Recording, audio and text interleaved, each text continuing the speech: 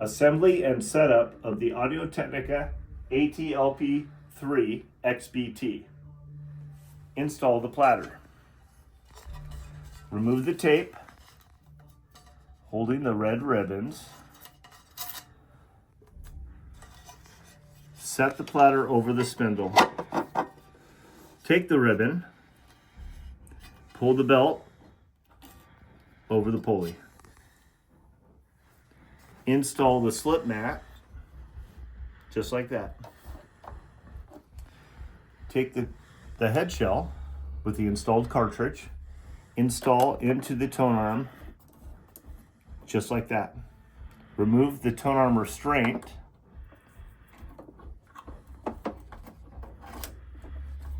and the foam tape.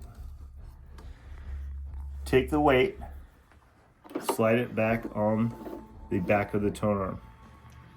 Now to set the weight and the skate, remove the stylus protector, set that aside.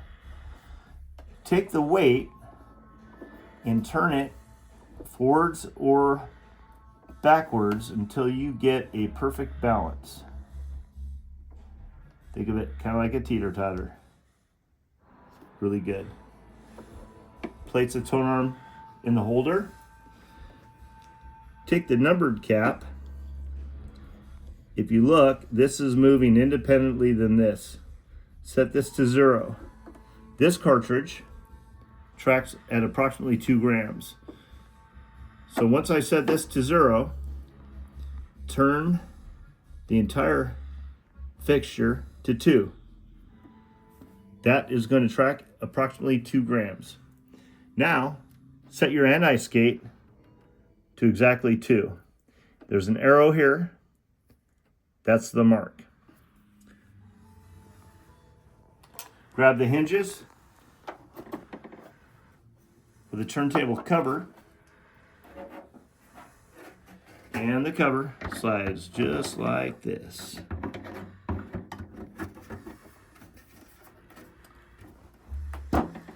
Now around the back, you'll see the connections. This is a supplied cable that comes with the turntable. It's got red, white, and a ground wire. So just follow suit. If you're hooking it up to a receiver that has a phono input, switch this to phono. If your receiver does not have a phono input and has a CD or aux input and you want to use that, make sure this is online.